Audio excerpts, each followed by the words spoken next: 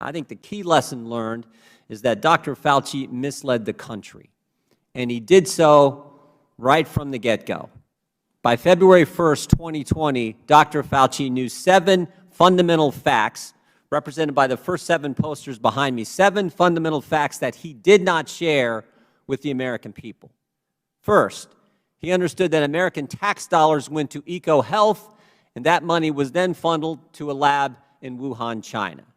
Second, he knew eco-health was given an exemption from the pause on gain-of-function research. Third, the security standards at this lab in China were deficient. Fourth, Dr. Fauci knew that EcoHealth was not in compliance with their grant reporting requirements. They weren't adhering to the contract. Fifth, gain-of-function research was, in fact, being conducted in the lab in Wuhan, China. Sixth, the P3CO interagency review process wasn't followed in approving the grant to EcoHealth.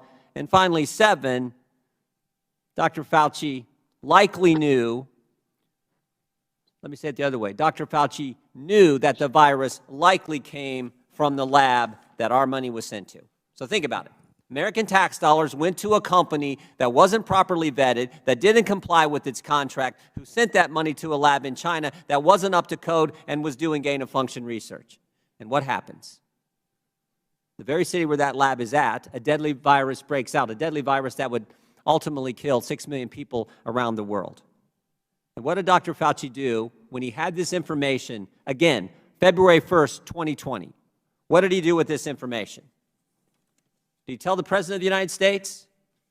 Did he go to the Commander-in-Chief and said, hey, we got a deadly virus that's broken out in China, in Wuhan, where we've been sending American tax dollars to a lab that's not up to code, that's doing gain-of-function? Did he tell the President of the United States?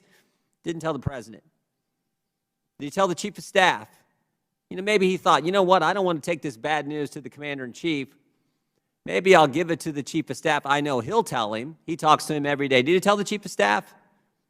Didn't tell him either. How about the experts in our government?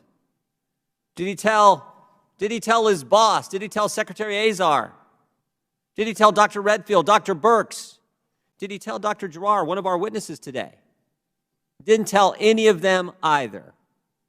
No, what he did instead was organize a conference call February 1st, 2020, 2 p.m. with him, Mr. Collins, and 11 virologists from around the world who he had been handing out American tax dollars to for years and years and years. And on that call, it's interesting. On that call are a couple virologists, Dr. Gary, Christian Anderson, who had said things like this. Here's what Christian Anderson said: virus looks engineered, virus not consistent with evolutionary theory. He said that on January 31st, the day before. Dr. Gary said on February 1st, that very day they had the conference call, I don't know how this gets done in nature, but it would be easy to do in a lab. They all get on this conference call, they get their story straight, and 3 days later, the very people who said this thing came from a lab change their tune and say that anyone who thinks that's crazy. Wow, that's a dramatic change in a matter of days, and the only real intervening event was this conference call that Dr. Fauci organizes. You know, it's bad enough when you have the truth and you don't share it, but what's worse is when you have the truth and you say things that directly contradict it. Dr. Fauci told us over the last several years it wasn't our tax dollars. Yes, it was. Right there's the grant to EcoHealth. He told us it wasn't gain of function. How about this email from NIAID, from Mr. Dazik, the head of EcoHealth, to NIAID, where he says, Dear Jenny, this is terrific. We are happy to hear that our gain of function research funding pause has been lifted. Dr. Fauci told us it wasn't a lab leak. Sure looks like it was. Sure looks like it was, and the people he's handing out the money to, Mr. Anderson, Mr. Gary, said it was. And that's not to mention all the other crazy things he's told us. The vaccinated can't get it. The vaccinated can't transmit it. Boy, he was wrong about those. He told us that masks work. He told us that there was no such thing as natural immunity when it came to this virus. All kinds of things he told us wrong. So the lessons we learned is you can't trust some of the folks who were supposed to be giving us accurate information, because they sure didn't. And they knew from the get-go They knew from the start. So I look forward to hearing from our witnesses. Look forward to seeing exactly what's in this report. That we didn't get into any of this. We didn't get into any of this. The chairman mentioned we can't look backwards. What we sure should look backwards, because if you got a government not giving it to you straight, that's something that you have to make sure we understand so it doesn't happen again. Not only we don't want a terrible virus happen again, we don't want the government misleading us about a virus that could happen. So we're going to look at this issue starting next month. We'll look into it.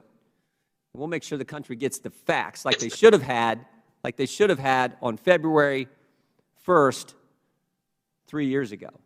With that, Mr. Chairman, I yield back. I now recognize Mr. Jordan from Ohio for 5 minutes. Thank you, Mr. Chairman. Mr. Ratcliffe, I think Dr. McCormick was on to the right question. It seems to me the fundamental question is why? Why did they lie to us? And why is it taking so long? You point this out in your testimony. Why is it taking so long for every government agency to admit what we all know? Because belief in a lab leak as the origin of, as the start of this, is not a conspiracy theory, is it, Mr. Ratcliffe? No. Why is it taking so long then? I mean, you knew that early on, right? If I look at you, you knew that you were confirmed, I think, in May of 2020, and you knew that within weeks that this thing came from a lab. In fact, you say that, I think, in your testimony. You say a lab leak is the only explanation, only credible explanation. If this were a trial, the preponderance of the evidence is all on the side of the lab leak. You knew that within weeks. So why did the government not tell us the truth? Well, I think, when you look at the intelligence community report that the Biden administration put out in October of 21, they acknowledge that China's refusal to cooperate, but the report in any way ignores what I think is the inescapable fact and reality that if the CCP had anything exculpatory, anything at all, anything that would be helpful to showing that no one was to blame for this, right, that this occurred naturally, that they would share that. And, why not share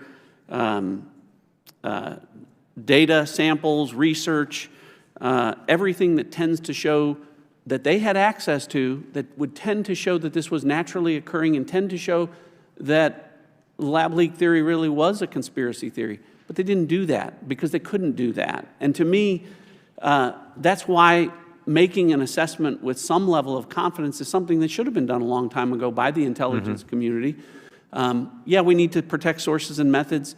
It's why Mike Pompeo and I labored over how much of this can we put out, hoping that it would drive the next administration coming in to declassify more information, which they haven't, and would drive congressional hearings into the origins of this, which it didn't. Here's what gets me. So the Director of National Intelligence knew this thing came from a lab. The Secretary of State knew this thing came from a lab. Common sense tells you this thing came from a lab.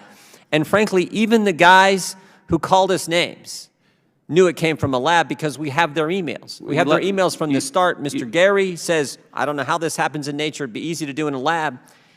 Mr. Anderson says, this is not consistent with evolutionary. Everyone knew at the get-go. You knew at the get-go. And yet, they tell us just the opposite. Why? Well, you left out the top public health official, a virologist, Dr. Redfield. Dr. Redfield knew. He's testified, yes. Also testified. So you did. You had the top diplomat, the top of the intelligence community, the top public health official, all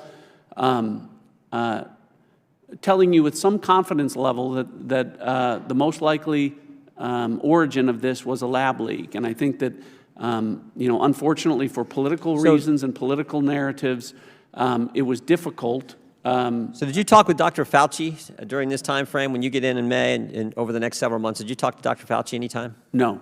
Never spoke with Dr. Fauci? No. Do you find that strange when he's out saying something directly contrary to the Secretary of State, to the Director of National Intelligence, and to the top virologist, Dr. Redfield, that Dr. Fauci wouldn't talk with you? Yeah, to be clear, there were folks within the coronavirus task force that were communicating, medical and scientific information to the intelligence community, not me directly, but none of that information was frankly consistent with what we've talked about, what the intelligence showed. Again, some of those individuals, to include Dr. Fauci, were promoting the idea that this was natural origins, and notwithstanding the language that was read, they were referring to it publicly as a conspiracy theory in certain conversations. Dr. Collins called us and interviews. conspiracy theorists if you believed in the lab as the origin.